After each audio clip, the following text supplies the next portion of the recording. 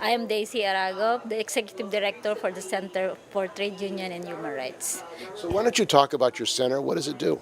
Oh, well, basically, we are monitoring and documenting the human rights violations committed against workers in all sectors, across sectors, from factories to informal work to plantations and mining. And we do also public advocacy and also including policy advocacy and legislative advocacy campaigning. So we are like a yeah, we are human rights organizations in focusing on the labor sector. Yeah. What are the conditions for workers in the Philippines today? Oh well, it's really bad. Few days ago, while I was here, there was an accident, a fall in one of the most deadly investments, foreign investments in the Philippines, the Hanjin shipbuilding, where 8 workers fell from the ships that they were building, and one died. And but the problem with the incident is that soon as the worker were brought in the hospital, no one was allowed to enter even the hospital, and so there was no really access of information even from co-workers within the Hanshin shipbuilding, and also for organizations like us. So it's really difficult to ascertain what happened and how they are able to hide the conditions. And generally, when with the new government, we have gone from bad to worse, not only in terms of wages, but in terms of the failure of the current government to deliver his promise of ending the contractualization. So it's been a huge blunder, even a failure of the government, which actually united different labor centers of different colors, of different persuasion into one collective and a unified voice against the president's policy and failure to deliver the contractualization, even if the president issued this executive order last May 1st, which is actually, there's now difference. Nothing. It's just a duplication of what has been existing in terms of the labor law and the other regulations issued in March. And there are a lot of foreign investments. This company you talked about is Korean. Do companies go to Philippines because they don't have to have the proper health and safety standards? They can do it cheaply? Right. Oh yeah. I mean, we have supposedly we have this law. I mean, in terms of working hours, but currently most of the working hours are actually what is considered as normal now. In practice, is 12 hours a day, and it's also even exceed to 7 days a week. So, and it's keep on going on unchecked, and the government cannot really enforce what is written in the law. And the other thing is that companies, we have a deeper and cultural impunity of workers' rights violations, especially on us, because no companies, regardless of number of deaths. For example, this Hanshin shipbuilding, I think since 2006, it's almost more than 50 workers had died during the work, and that's only published. And we don't know how many more which had not been published. But there was no company who had been like filed or even charged criminally for the negligence that resulting to deaths. And so they go on and keep on repeating the same practice without really there's no such accountability that being enforced by the car. So we have this law. We have been lobbying about this new occupational safety and health bill, which is actually on Monday. There will be on the bicameral kind of discussion. But the problem is it became so watered down. We were part of the preparation of the bill, but when it was passed in the Senate, most of the senators already removed the provisions that will penalize those companies who are negligent that resulted to injuries. So basically, it's a watered down, but still we hope that it will be passed as soon as possible. And workers try to organize, and there's strikes, lockouts. What is the situation with organizing and the rights of workers who try to organize unions in the Philippines?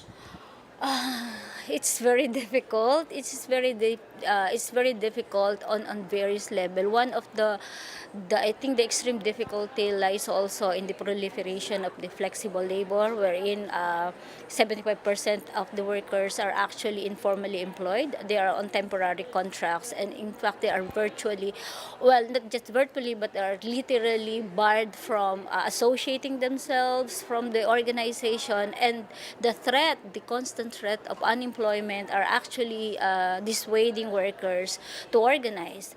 But other difficulty levels of difficulty is that those areas, workplaces like in the plantations, in mining, and even those in a special economic zone, those who are managed to resist the kind of barriers in terms of organizing, they are also facing a lot of repressive measures, both by the state and non-state actors or the companies.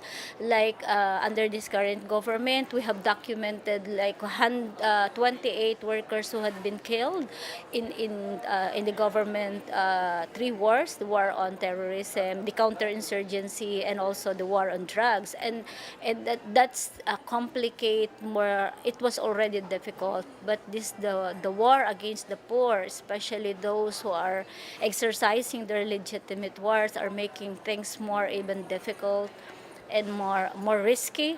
And like especially those who are working in plantations and in mining, because there's been a lot of land grabbing issues to pave way for mining expansion and plantation expansions, like in Mindanao and some resource provinces in the Philippines.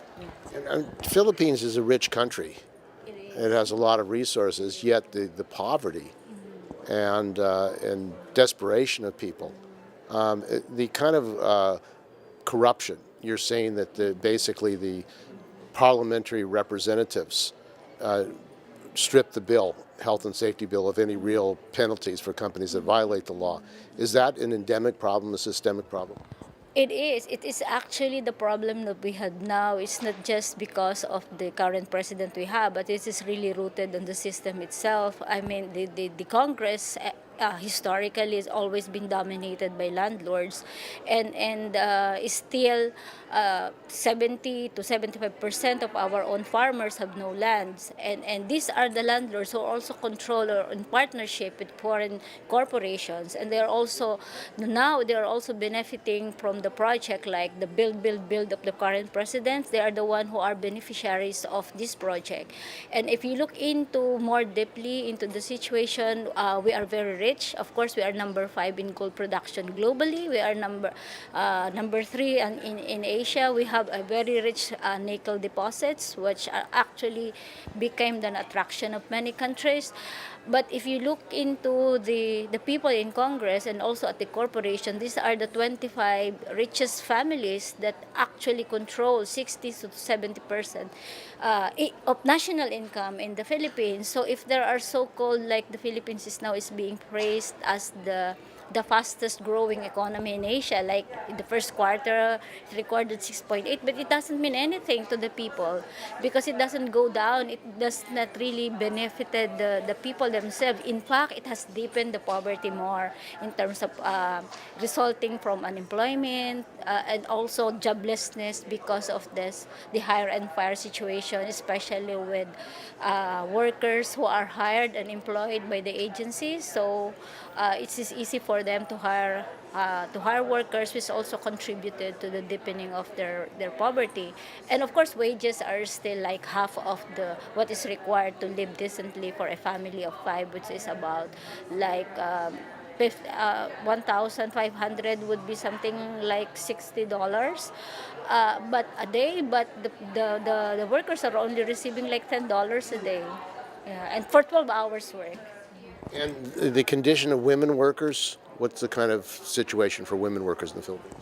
Oh, yeah, women actually bear the brunt of all these difficulties economically. One is the first layer of difficulty is that only 51% of women are not considered in the labor force, and even if they are in the productive age, like and only 49% are in the labor force, and many of the work that women does are in the bottom of the supply chains. They are the lowest paid, the most dangerous, and the most precarious work, especially in the economic zones, like in the electronics industry. 75% are women. Even we have also now a reviving garment industries, but even in old industrial areas there are women who are employed in the packaging, which receive only half of the minimum wage. So really women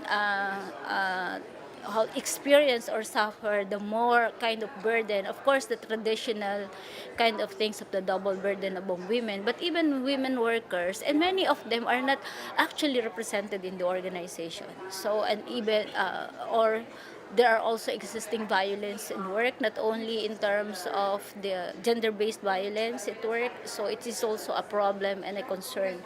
And in the agricultural sector, women are the ones doing the pesticide or the fertilizer applications, and they're more exposed to those hazards brought by chemicals and yeah, of course, and pesticides. And many Philippine workers have been forced to migrate, millions around the world. What is the relationship of the migrant workers of the Philippines to the Filipino people, Filipino workers?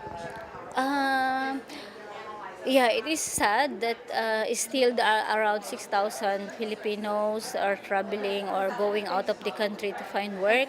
But it is both positive and negative. Actually, I had just been to one of the activity of the migrant workers last night, and it is also see that there's strong affinity in terms of many workers are, of course, working in different parts of the world to send money, but they are also beginning to organize themselves, not only for their protection and welfare within the country, but in terms of having solidarity of what is happening, being involved in what's going on in the country, giving their voice on yeah, and everything what is going on. So this is also a positive side, and we would like to see that more workers being integrated, not only as their own organization, but also being integrated into the local unions of the receiving countries.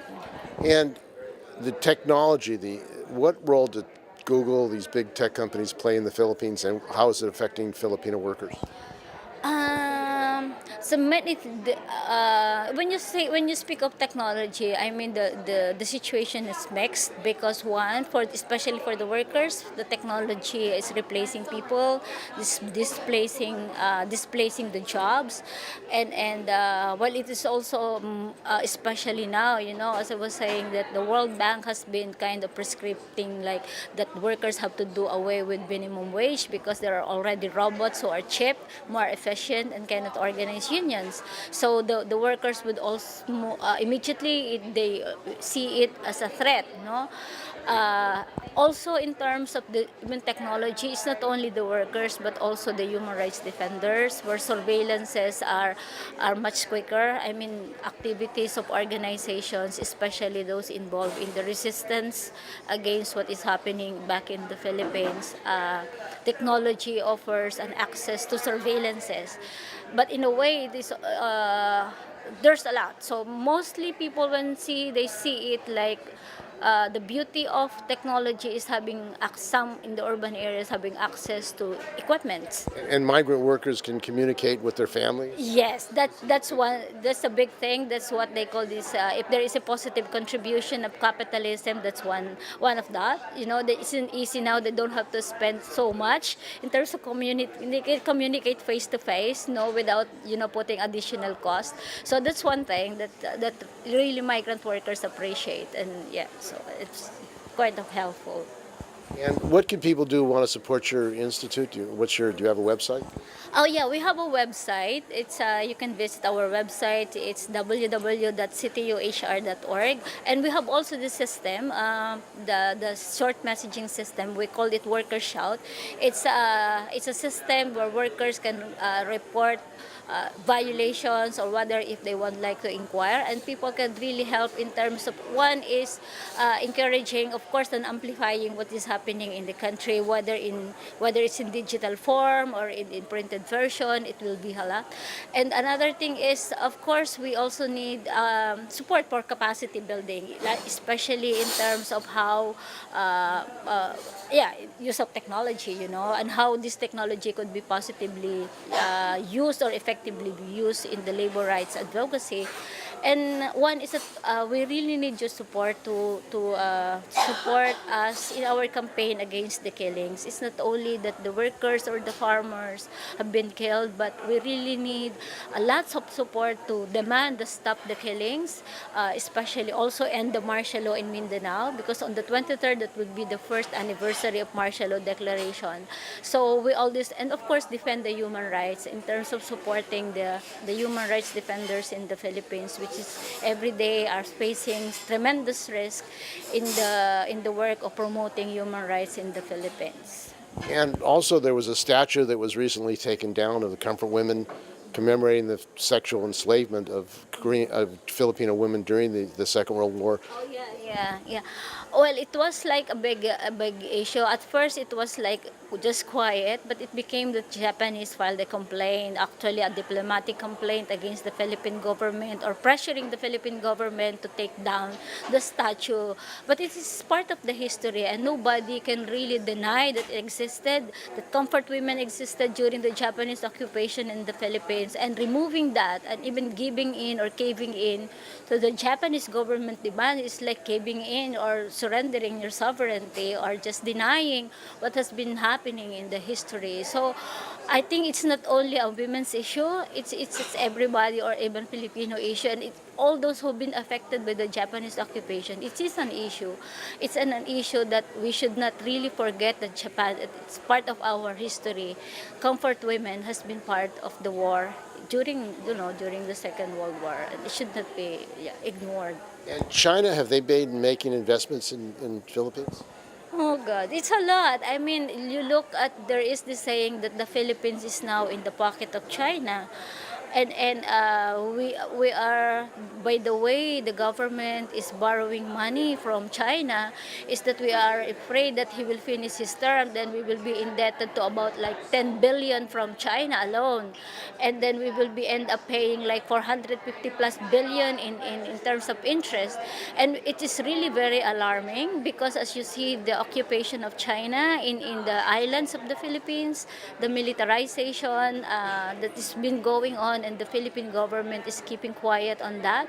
That's really upset the Filipinos, because it's like, how can you keep quiet when you are trying to present that you are so strong, so brave, and yet you are caving in or surrendering to China simply because, yeah, the Philippines is in the pocket of China, and the China knows that if they will, I think, they think that if they keep on pouring money, which in fact we are paying higher interest than Japan, then we owe money. I mean, the government owes money. They think that they can really keep the Philippines silence for as long as they put money in the country.